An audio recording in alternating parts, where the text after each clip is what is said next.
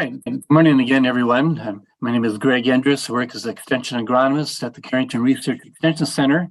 And so I'm going to talk about some selected agronomic production recommendations. And I'm going to split my discussion amongst two general areas. One is a bit on soils impact on sunflower, and then the other part will be on plant establishment. So I have the various subjects under these two categories listed. And I'll go ahead and start talking about soils.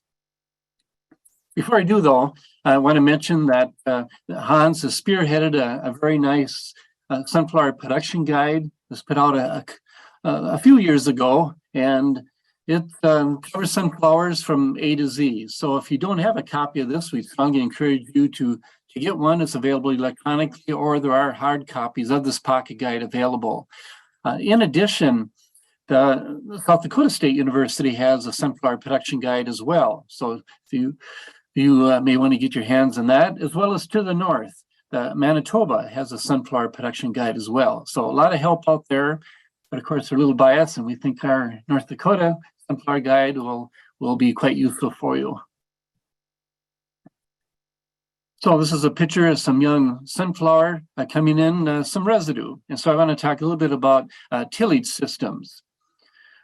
Well, Hans had talked about the sunflower field survey we conduct every other year. And so our last year where we generated data was in 2021. And so this is a look at a summary of the various tillage operations from the fields that we visited during the survey. So you notice that nearly 3/4 of the sunflower fields that were surveyed were some sort of conservation till, primarily no-till, but there's also some that were strip-till as well. So we think that's very good. Sunflowers in general aren't always devoted to the prime land. They're on land that maybe is more susceptible to soil erosion. It might have a little bit lower organic matter. And so reduced tillage or conservation till and sunflowers work very well together. It also, with no-till or reduced till, it helps with very likely reducing production costs, may help preserve soil moisture. And another impact is we certainly can help reduce soil erosion and damage to young plants. This is a picture that was taken last year. And of course, it seemed like every spring and during the full production seasons, we have plenty of wind. And in this case, this is a young plant that was severely damaged because of no residue present to protect it. And so having no-till certainly is another advantage with it. But the big thing is, yes, what about yield? And there's been a fair amount of work done with sunflower production in various tillage systems. This is an example. It's from our Carrington Research Extension Center long-term cropping system study. It involves a lot of components, and it was started in the mid-'80s actually, but this is a summary of 12 years, the past 12 years, simply comparing the yield with conventional till compared to no-till. And very simply, by going with no-till, we have not seen a decline in yield. We've maintained our yield, plus all the benefits of no-till. We also have some work with strip till. This is 4 years of work that I did from 2006 to 9. Simply comparing strip till, the operation performed in the fall, and compared to conventional till and then direct seeded as well. But the story again is very simple. We do not lose yield by reducing our reducing our tillage operations. So there'd be a lot more I could talk about in strip till. It seemed like the subject is gaining some momentum again. But I'll just point out that we do have a nice publication that's shown that will give you some details that we generated both from NDSU as well as the University of Minnesota. Okay, the second subject within soils is, of course, salt-affected soils. And this is a map that was generated by AgVice in 2020. I don't think things have changed any. They've likely gotten a little worse even on the number of fields in our region that do have concerns with salt-affected soils. So this box just highlights those areas, more the eastern half of North Dakota and northwest Minnesota, and there's some other scattered areas in the region as well, Manitoba as well as in South Dakota. But the main thing is that, yeah, it's a real concern for our region. And how does it impact sunflower?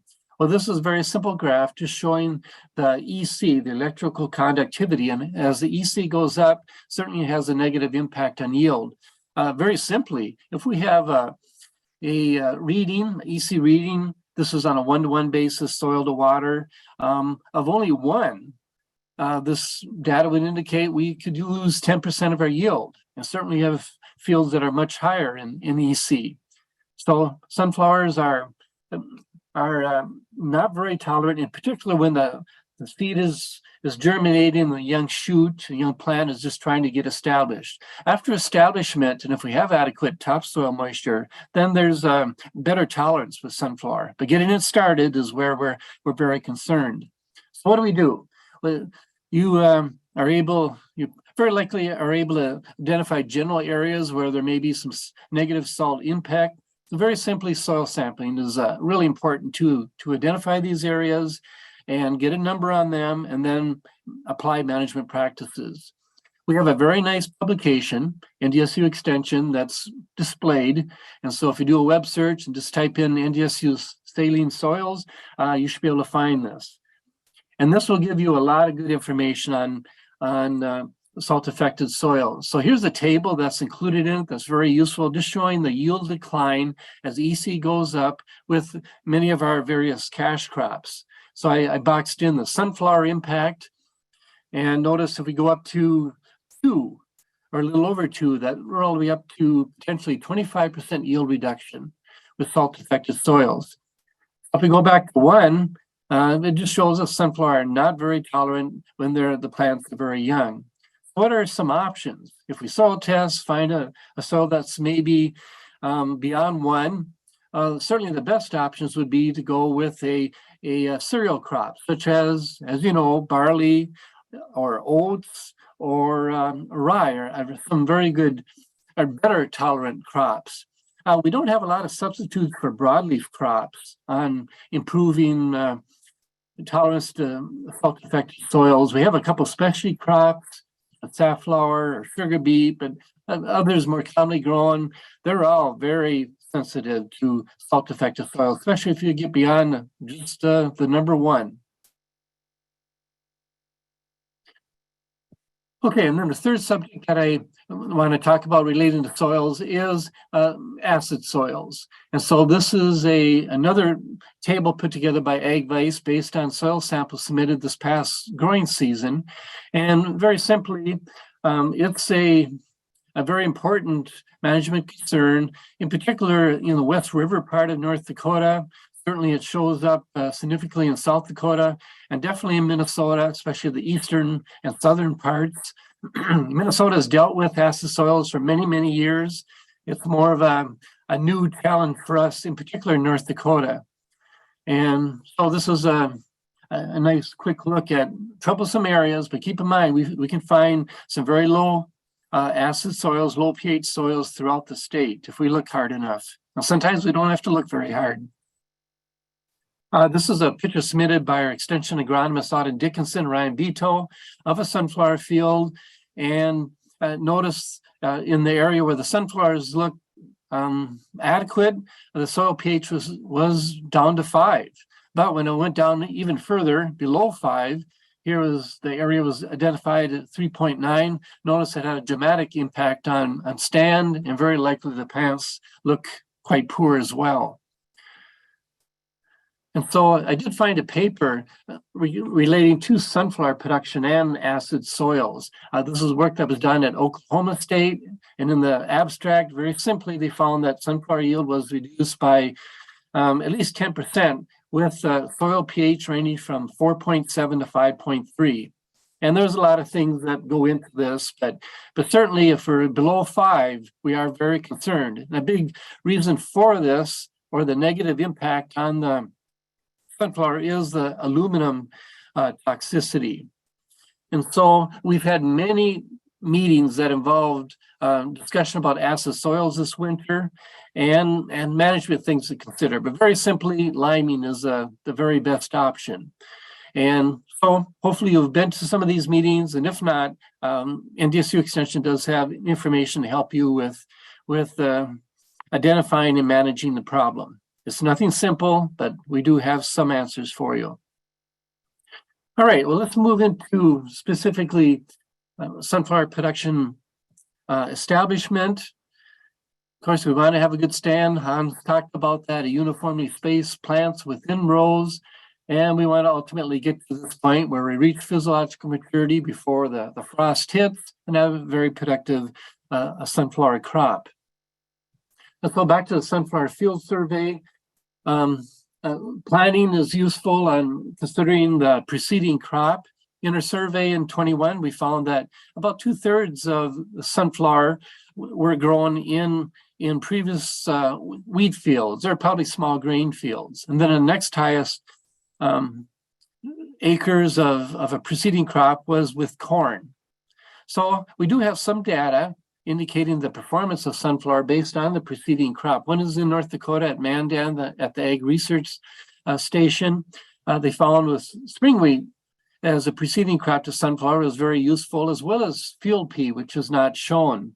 With canola, there was a bit of a decline on yield, probably because canola is not very mycorrhiza fungi friendly. And so maybe there was less phosphorus available as one possibility. And then here it shows that corn as a preceding crop did have a negative impact, and very likely in the Mandan area that it took a lot of moisture. It's a full season crop, deeper rooted, maybe not as deep as sunflower, but likely there was not moisture regeneration after corn to support the sunflower. So that'd be my reasoning why the corn did not perform or sunflower did not perform as well with corn as a preceding crop. And then certainly sunflower is a no-no. You'll hear the plant pathologists talk about it, and everyone on our speaking team this morning will discourage someone from going to that drastic cropping sequence. This is some work that was done in Manitoba. These are commercial fields surveyed over a 7-year period, lots of crops, but including sunflower and the impact from the preceding crop. And really, in most cases, not a lot of surprise with our cereals, such as spring wheat, oats, barley. We have some very adequate yields with those crops preceding sunflower. And also notice grain corn as a preceding crop. The sunflower did very, very well in that case. Maybe there is, I suspect in Manitoba, they probably had more moisture available, which made this fairly popular sequence work out very well. And notice sunflower, the Canadians found the same thing, a very negative production strategy. And note that canola and flax, oilseed broadleaf crops preceding sunflower, downward pressure on yield. Okay, this is a table taken from our NDSU Extension production guide, and it shows row spacing. It shows based on row spacing, the number of seeds within a row, and based on the targeted number of plants that we want to establish per acre. Very simply, with oil seeds and 30-inch rows, if we have a early season stand of 18,000 to 22,000, that's certainly a very good target. And so in that case, we would have about 8.5 or about 9 seeds, 9 inches between seeds within the row. And then for confections, a rule of thumb we'd have is if we can establish anywhere from 12 to 16,000 plants per acre, that'd be very good. That would mean about a foot between the seeds if we would end up with 14,000 plants. And then for con oils, it'd be somewhere in between for our recommended number of plants established per acre. And the other thing I want to point out is that highlighted in yellow, if we have reduced row spacings, this would be where the seed and the plants actually would be equidistant from one another, which always seems to be a nice way to optimize yield potential.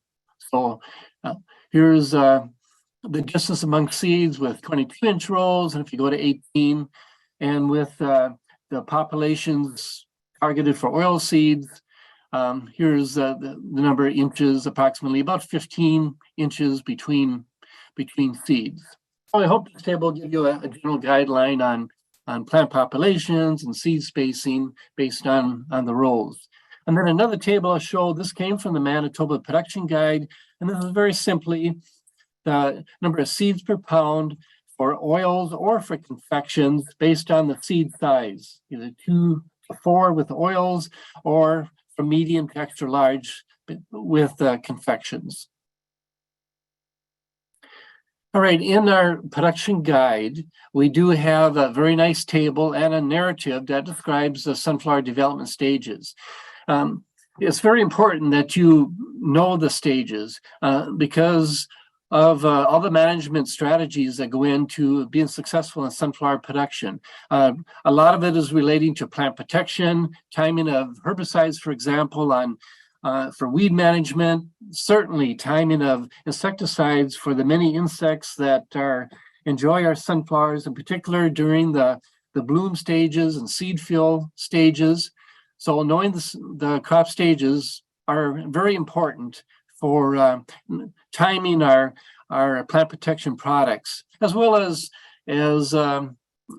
using desiccants for terminating a sunflower for more efficient harvest. So I can't emphasize that enough.